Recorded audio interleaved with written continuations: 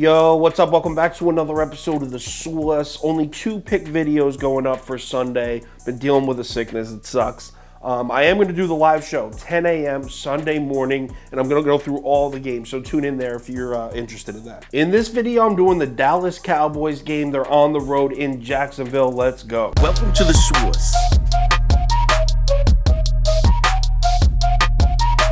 The Sauce.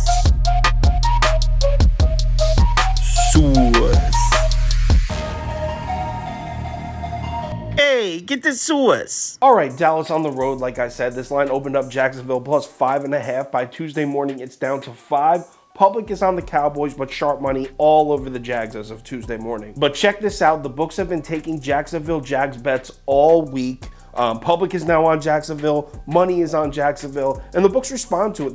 This line continues to drop. We're looking at Jacksonville plus 4 now. So let's cap this game. If you subscribe to this channel, you already know the first step. We're running the numbers through the spreadsheet. According to the model, the line for this game should be Jacksonville minus 1.41. So that's a pretty serious lean on the Jags here. So let's break this matchup down, and we'll start with Trevor Lawrence. This man is starting to look like the #1 overall pick. Through the first 8 games of the season, Trevor Lawrence threw 10 touchdowns and 6 interceptions with an average passer rating of 86.3.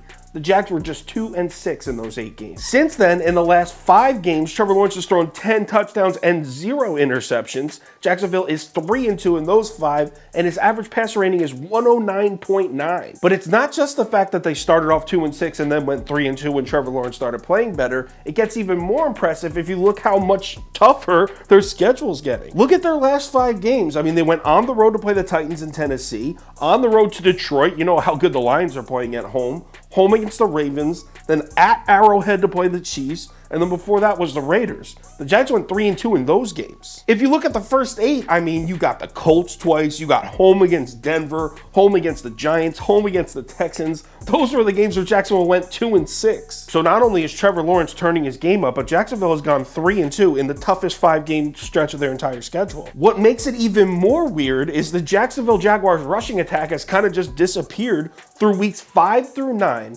Travis Etienne was averaging over 107 rushing yards per game. Yeah, the Jags were losing those games, but it was looking like, okay, this is what the Jags offense is going to be. I could see this having some success in the future. In Etienne's last 3 games, he's got 45 rushing yards, 54 yards, and 32 yards. He's completely fallen off in rushing production, and the Jags are winning. Trevor Lawrence has just taken over this team, and that's a good thing. That's what they drafted him to do. But here's the bad news. They now have to play the Dallas Cowboys, and I'd be a lot more confident in this Jags team if Travis Etienne in the run game was still rolling. Trying to go against this Dallas defense with a pass-heavy game plan can just be suicide. Why don't we take a look at how Trevor Lawrence has fared against elite pass defenses so far on the season? He's seen 2 top 5 pass defenses so far, Philadelphia and Denver. In those games, combined, 53.7% completions, just 153.5 passing yards per game, 3 touchdowns, 3 interceptions. Also, it kind of feels like we got a Cowboys team who's coming off a loss here. They're not. Obviously, they won last week, but they had to come from behind late in the game at home to beat a Houston Texans team. So even though, yeah, the Cowboys won the game, I still think it was a bit of a wake-up call for Dallas. I don't like this matchup at all for Trevor Lawrence. I mean, if you're looking, just trying to find a bright spot for Jacksonville, I guess you could say the Cowboys are still dealing with an injury from their second corner. Anthony Brown's been out for a couple weeks. He's not going to play, I guess. But, I mean, Anthony Brown's not exactly a superstar. The Jags need to go back to early November and find that rushing attack and bring it into this game. Because if they don't, if they're too reliant on the pass, Dallas should win this game comfortably. Now, on the other side of the ball, we got Dak Prescott on the Cowboys offense. Kind of a tough unit to get a read on. Big news, Tyron Smith returned for Dallas. But they did just lose Terrence Steele, their right tackle.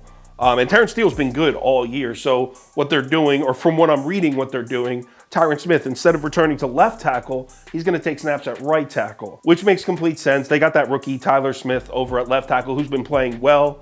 So Tyron Smith filling in at right tackle. I don't think we're seeing much of an upgrade or a drop-off there for Dallas. The line should be fine. And that's important because low-key, Jacksonville's defensive line has kind of come together recently, especially in the pass rush. The Jags have recorded 6 sacks in the last 2 games. That's going to be huge in this game because the Cowboys have done really well this year in pass protection. That offensive line is 3rd in the NFL in adjusted sack rate. And that's a huge reason the Cowboys offense has had such success this year.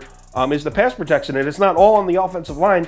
Dak Prescott has also done a really good job of getting the ball out fast. Now, Dak Prescott has not been perfect this year, not even close, but let's give credit where credit is due. Early in his career, he would take a lot of bad sacks. He had a tendency to hold on to the ball way too long. Not seeing nearly as much of that this year. As far as betting this game, obviously I want to take the points with Jacksonville, right? The Cowboys just feel like the square side, even though they're really not. The public's on Jacksonville.